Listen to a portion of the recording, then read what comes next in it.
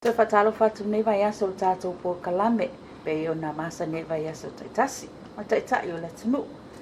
Lau sunga tu le pa whamon mole lava. Tātou lau saunoanga i le bāle mene, le na tau au fia le tai ona le rapina,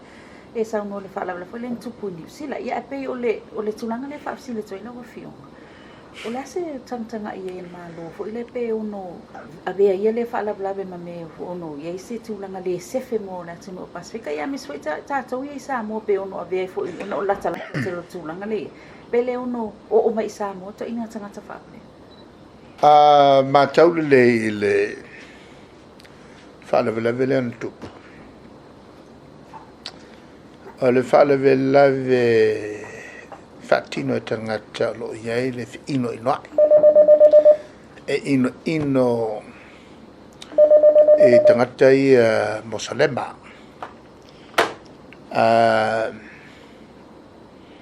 Le la ua lato fau ai. E pe fōringa mai tō tele. Ana altasi alea e fōringa mai o iana fatino ina. I el whaawelawe. O te rata fo in sauma i Australia, sa ola i Australia. Le fo i whapena iai a morianga whaasanga i ate i tonu Australia. On sa wele o lai tanite, ai sau i kala estete whatino i siana mta upu. O tai o nila lea sa usui elfono il palemene ma o whaiai. E vea o masui o il palemene ma taitai umo Samoa, tangatanu umo Samoa. Molmoli il tātou whamaise il pāremiam tangatanu umo New Zealand wa o le whaawelawe le tupu New Zealand o le tāwho le nā i tātou tangata. Le angwangwa mau Samoa lai kala estete ia o whawhitai le tua. Ile o awhia ai saola o sesi o tātou tangata tu sai malipoti o lo o maua mai. Arfsini lai le ono afio Samoa, la se me tau fio, le wai nei le tue ngā amionga lea. O le whatupu o le ita, o le whiino e noai, hatred i vāo tangata. Se mea mtau tia le mele nā, ua whaatitele ina. Ona o mo meo sota inga i internet, sota inga i televave leo wa fi o mai malo a leo tono le tunu ia tangata fatu fa la ve fa per fatu puleita le fitanga e tono o no ainga ma upu so na lafo wo in le visia ia tono no o la ula fa ma fa fananga i le tau nei. Ia maupel to vai e le pulenga maluali fai pule paule na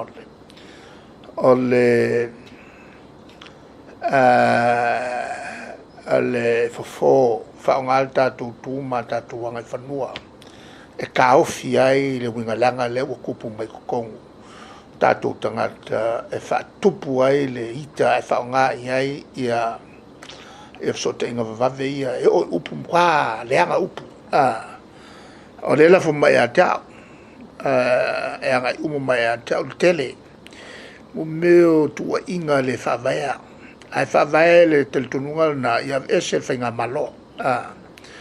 fa kupuri ko ka ku kanga ba ese fenga malo ai o mai tanga la to te influencing e o mai fa wau on pulel malo sila lai background sila i tangata nei e ke mawai mea ngei whetawa i la to ainga marpelepe o ainga marpelepe ungari mawinga matanga whainga matanga whai la to o le foi la nala no ulol mena na o to ai mai oisi ia chao tua ia nisi o la tonge se io atu leo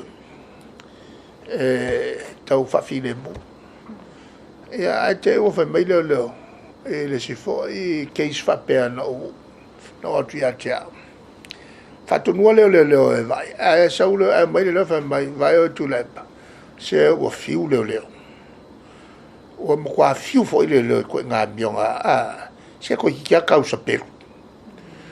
to ti tia no le o so ti se sio lato tata la ia e la tu ti fa me ia e o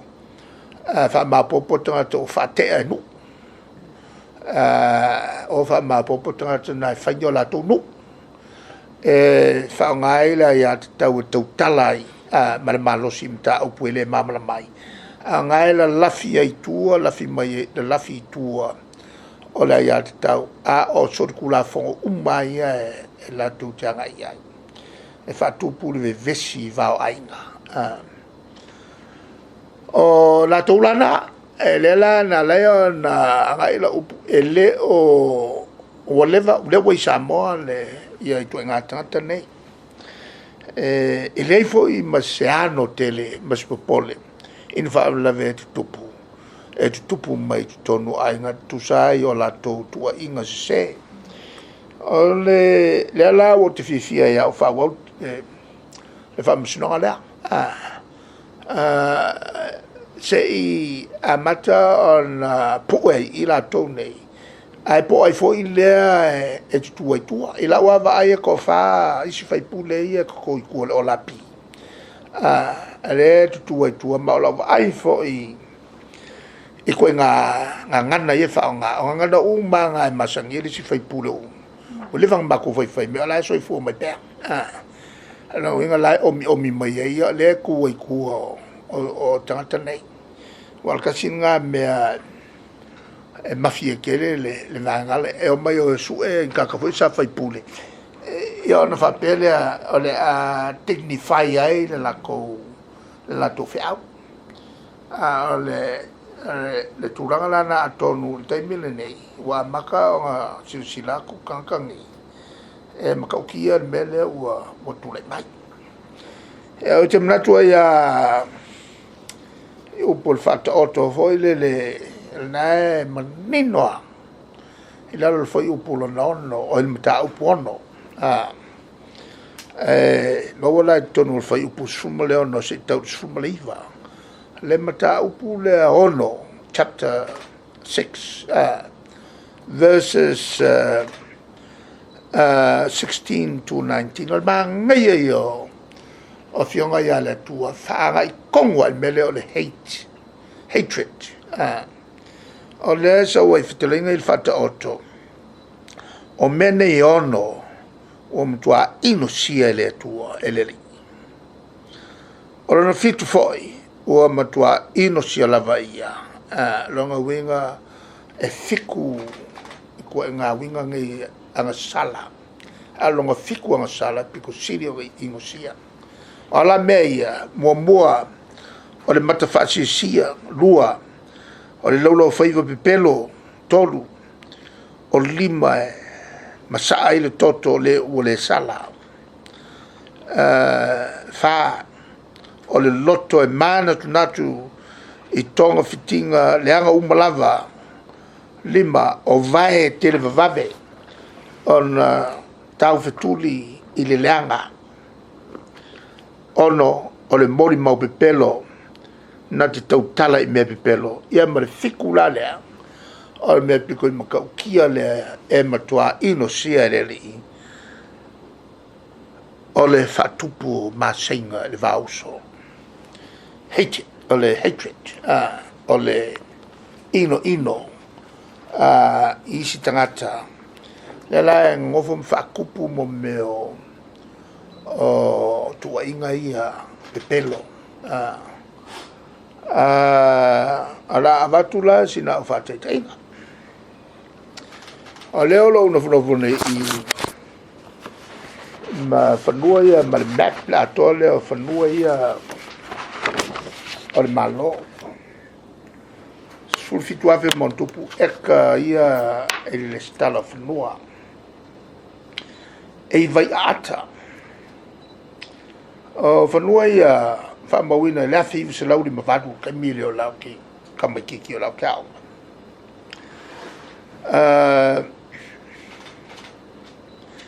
Ili ko ia langi se fangua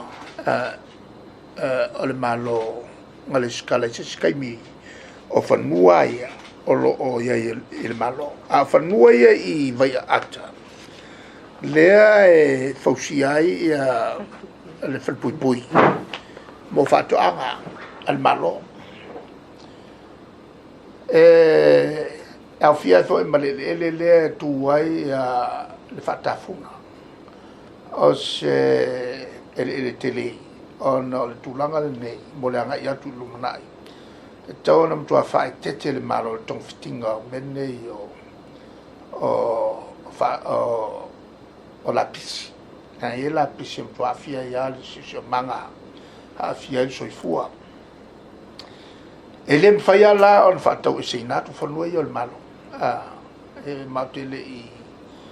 mana tua isi te mi fatau e sei fanua ia o le malo ai kalaku la fanua ia o le malo e fanua o le company le a telefoni company la na telefoni il taimi fa la tu la vou fa tau fa ngaluenga e lo fisul tupe no fa tau ai il newspaper le samo taimi na fa salo mai ai le fanua I fanua ti tele telefoni e vai ma fatau la te poloka pe te lima eka kili lo pe ngisi kailua eka e le poloka no manatu fakausa poloka oi sueka le selo tal sueka ai o tau le sueka le na lima e tongo final vai termine al kwa ka ni ke mankua ala o te fengalo ngalo fiso tupi maunalo alu to o mo masuto sanga o kaukonko e le ua no walu o fa o mai ile mesa o walu e praso sa la o fiorolo tongi fafo o no to foi mai lo le fafo o to foi mai foi malo até eu tu le sto ino le si fala por tonga fe mai la to poloka e lua ala la kange la poloka le sfulfo yaka me se tango fatta fo ko le se coupe nga coupe o kuria ia se yo walu e vai fel tu pepe mo mai sa lo ka ke kia ya le poloka ai la tangata ina mantuala o fanua tau pala I la ngi fanua fale al company voi la le e la to fanua ia fatau I pulpa ai ngalo telefoni o si ai ngalea si ai nga sa fiololo la tu te mau ai nga ia ma faiona la tu fatau fanua ia na te mi o siamani o le foi la fatau la tu kwata e kai I o le manuai le to tele nai tanga tatu tunu o fanua foi tau pala e le va pela ke fakaua se fanua ke ngofo o va o la wa me o la fa ia I lungo o le tulanga masan ala ele va pela e ku ia fu o le wa alu ave fanua o le tunu tulanga kuna fa sol kula fo prokala le ta waya e ka kia ia so ile fa salo pol to le tau sanga to wai sa wesi de silo makua e amale so ko inga sa I mai pen fo no malo so vai fi ngalu e ke ni fangua va penga malo to fiola e se fangua ngole fa ko ia polokanga e lua ia mako wolai ai fi la tau fai fua e ngai ka ki me le fa ngai ia ke le ora la po fa ngai e le ko inga mele lo mak ngai ko nga e la tanga ta pe o ken Newton le parangi ho le fai un coffee ke le alo ko coffee e ia over le lo se lo eka ia ia le fanua na ia faatua wa ke lenga ia kupe o ngei ko nga la pisi e fa sala lau pa me walu ave fio sala o ka so ko fa vale ke ngei mea ko nga mea la i mo me ole lai lolili ai fau o fo ma fa fau tala tal pepelo a mo mori mau pepelo o voi la i vanga le e voi li fa penal mato ai no sa fai o lai mo ia le ko aka se le tausa ale la fa ka ni voi le tutongi mo le sidis al ma ko si mo mai walu ave fa ia la fo nga ko igual ma ko ya ave le sele ni fo e talo le ave sele ni liungi mekele ave sele ni committee ya ave ma le rusa la umale mal fa fi au ya fa so le va na ku pekele mato ai e rusa fulu ya mkafale nga ya mal ma ko ai la ta mai ta yo lo ai nga le ngo foi e Brisbane o fa valea ya le au kengi o ia la nga le so ngai mai mo me kala ka fa le o fio ki kilo ku ke sole o ma kwa brain washed ako tangata la ne o le ko fa longo o lo ia ku nga nge o le makai o le ko i fa longo le fa longo se kinga le fa longo se ku nga nga makai o le ai nga le tulanga la na le wo o ka nge ka ko o brainwashed al fai ai akoa wa makua se kia ko nga upu ka falenga ia ma le singa me o ka ngolo ya penga melanga o le voila nga la yo nga ona tawal taul nei mala o fautuanga e matayo le tunu ia makua makala el to nga tangata ni fatupu mala o le tunu le voi wo mai samo ai fa vai lunga o mo meu faufaunga ku nga ku wa yangele e me fa verbale e o vola tu inga le tu ya o fa tangata ai fa vai lunga ku singa ku si kilelo e ku si o kasi ala fai ka un ku si le no fai ta watu ala tu si mo kwa se lo pesenge le sengi lo sengi le kusi ala mo kwa fa le vele o puye ala tu si ave tanga te tono le la fa no winga fa pio la loka le on sai te mai ona fai lo ta tu fo fanga o nga sange le tu le TS mali le ngoi mo kwa se lo pasenge lo sai al tangata le ve ai dai lo ka ko ngol fo pui e ngoi a we lua ti ngai le lua fe malfiko o lo winga o ngal pa wala le we lua tu le pa mato ai el kai ngai ai fa ko we lua ngai le lua fe su maltas o kilo la ile el kusi o mo kwa fa malvalea e la mo puna sau ale a tatuanga e tuma fa la tai ma sam tau ma kwa le ma la mai o se kanga ka e ko e kuma kumwa yo o tanga to mo fa la tai ai fa u va bele wa ta pena se ono afe se ono afeta la ave fa pupu oile le no sala il pui pui e le ma fai or solo a con bele il fa soltanto le sa lokai ya le afa matoi e le fai nga verni coupe con yeso si o le solo ato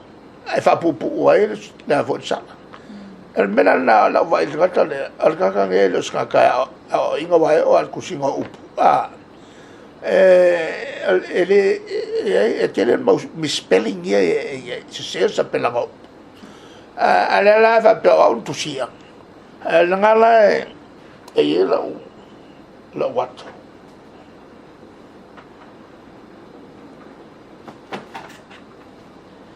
se ko ki filme la Ako ki kilo mai lak. Alaka le se lau ko sul ko sanga. Na pu e lua fe sul malvat. I se sauninga na faia. I le malisi i le lua fe sul vat. E pu e la tale. Ala ke fafo. Awa o ke i lo sau. O ko vai mai lai lo ngofo. Lo ki ngofo ka o kupua. O ke le ia laka. Ai ama ia ngisi e pe a le palengi meu. O se le la le committee. O va pe van ko fa ile mea. Ave mele to le por ka imi ngai. O lo waka o lo saingi so se mea faingo fienga nga kopi. E ale o le mela le. O le mea konga. O le saingi. O le fa mai ai le mori nga le mo. Lo winga la o le sa fau. E le ai ma se so kanga kusine. E ma le o ki o luanga la. O kanga kai e avea. Ma le lo ia piko ka mai le e kuso la ko. O yungi sapor. Ya lo nga fo nga lo ia. O ma kwa ka ngia I le fa vasi. Ole la o ke fi o ke sa ungia kue. E fe lo ai malako ngi. Pe pese ngi o le ao e moria. Ala o al kusi fa ba ele la ko moria. O le kwa fa ba le ngi kusi. Ai me se o le mo a ko ko lo sengi. Alo nga ngofo ma kopi pipelo ma se mea. Ave me ave ya o lo kuila pa ka la lo ka fenga ele I loka se o lo ka I ka fenga aga pa vola la o lo ti wow no o kusi e ko ave ya ka me la nga al tanga te facing kamai yoka singa fai ai ma kwa fa valer ngi kusi se vai la le memoria ngai ya e moria el kusi le ar kusi e keri robo ngi vale fa kai kusi al kusi como foi moria ya wa kele la u lango wo tanga u tel tonu ya na nga le ke ngofo sa ngi se yo pula ka ngi ko fa le male la kulo ya le fa solo ko le ko fa ku ves ma lo fa tailo floga tata rutinu mamla fo ile tulanga o le simta pula o fion se o le wa mato mo mai le avea ina o mai o le official legislative fa pe o fa sale autostala una toe o mato peni ma pe fa tino e mato nga luenga I tonu te le dola pe fa pena tu sia mato li te le lo a le fonos o su ya ta nei ma o mo fo tu la fono lima ele sa pasi o mani te le lo io sta mana fo ale fa pe fo tu te longo a ona lina e manu te fatu no ele se me io le ka fi fo le sa ko ye ma sangion ko ye e tutto sa ko sa ye le taimi le tale pe le morta sa tu ye ta ale ki ala o fiu o kilo ko ngale la o fa pe po ye se me ko protesta o ko le o la sa no la o fiu nga I tulanga le bele la o tal no ya o ni te fa ye winga pa a fa pe fa tero fiu o le tulanga le o tanga ta fa mai mo mai fafo I o le o ma o ye foi nai fa tali malo tsele foi o la o ku e fa ka o la fa salang o le pe fo ninga mai se o le tau fa tu le turisi o le pe vai atu o pe nga o vo ile prato tilo tu ma tu fa ale mena le o tau foi o sa le tau nga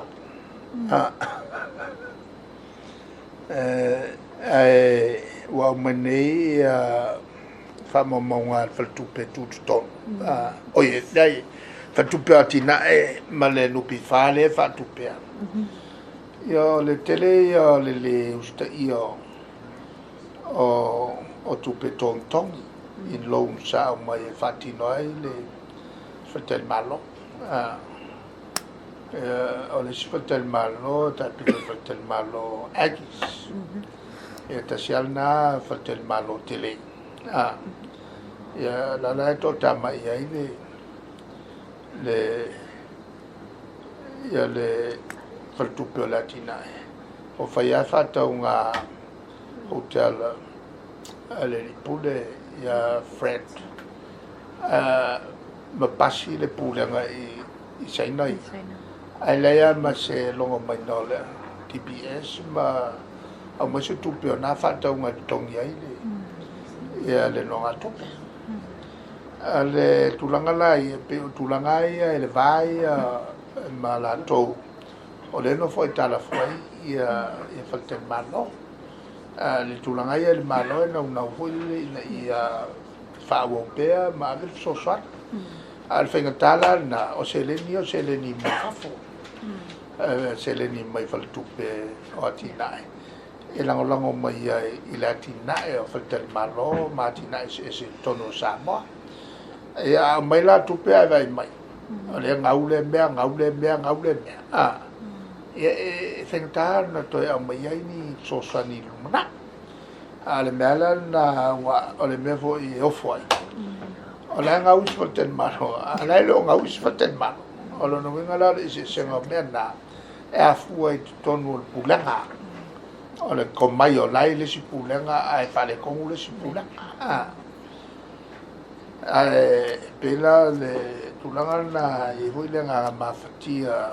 on la tu male tau fai mo le atina sa ya pe la voi i fare con la tu faton tom tawino fanga solongo la tu nga mal falungo sele after ia le tulanga le sa se me fa mo le company va le Samoa Airways o le wa le ground pe o fa sa fo le tu ainga le ele ve mertato ia Samoa Airways le Max 9 lai il temne o mo fa sala la fa yunga fa pa fala mo temne lo no nga fatali se mo mai ia le tonu o mafuanga tonu na fare con wai va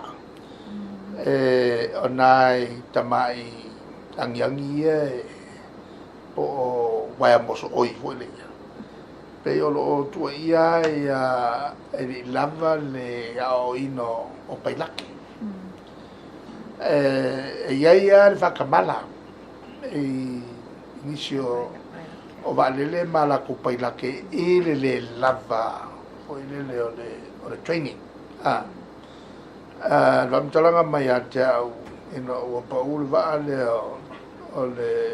max 8 vam talanga mai ata taso tatu avale le vai mai le valve le vale le o vevesini o kilo lo mai mo fe o mi a ku le liva le o i a foi fa foi a kwai le o i le ia kawale le fa singo mo le liva le ka mo fanga o leo wa nga ira wori e lunga i ai lo lunga i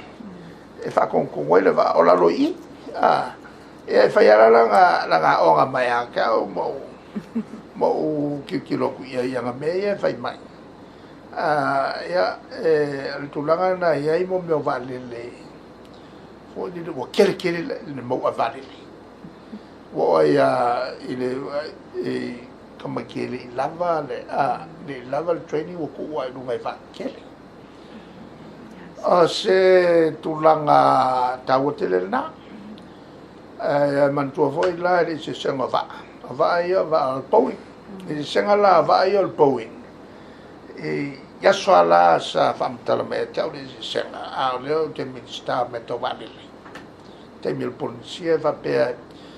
e pa ulo le po in walani se airport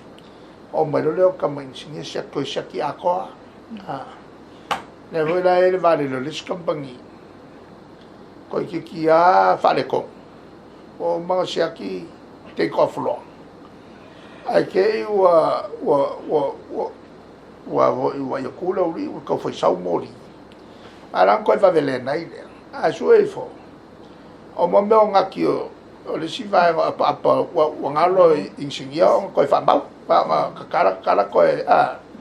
e se la ma vai a Frangi vai a Boeing o va per kangia a vai a Airbus o va a Frangi o Frangi na va ben la to famtala a vai a so Peru vai a so fako Asia ki vale e se o mar vai a so fako Asia a mero se ki so nga le me e a vo e lo ke ko me mele ko lo ke ma le ngai vale lo ke me a pela le se senga nga ma fo ngai vai le pas ma vai le Boeing ai a ka wai si dia ko ko ngal vale le vo e fai ma sia fai ma sia ke val kai mi nga le ka ko va kai mi nga o ka ko va 2000 ele va le va tau i me le wa koloa wa ke le koloa fere le o fo solo i vai i fa kausi si unga le ia fa bla bla nga ia fa inga me le ole ele lo ia lungo ma va era nga lo qua le va la vea e o le lo pe kasi pe un koloa ko ia lo koloa i sila ia floka ko insingia como foi ili vo le pleita ese koloa e nga aia ko ima moku e mai si a o la foi pepe e nga wale ko sui akole la fi mena le ole lo que so ole lo que ko mai si me sale ka nga lo que Leila ni ole ka ko vale le fo e ka u le mele ole sa ka mi nga o kere asi ele mai la lo kula ko asi ni so la ka ole la ki ale le pa o le vale le nga kai ya ko ngula nga ka mu mo ko ki le si pensi e no por mel nga le la nga la wa pa ile be ako makai na lo ya la ya wa nga ko po se me pega la fiese a singis e se va yes e ve kula o saule le vale le kambo kula ma fo ye so al ka ko va la ka ko va ala o ko po el benga so ka so a sing ele o final ni fetu na inga fo ia fa lau telengo la o sa mo e ya o tato po kalame na mo nei vai aso te mau se si fa popo ngai vai aso asa se foi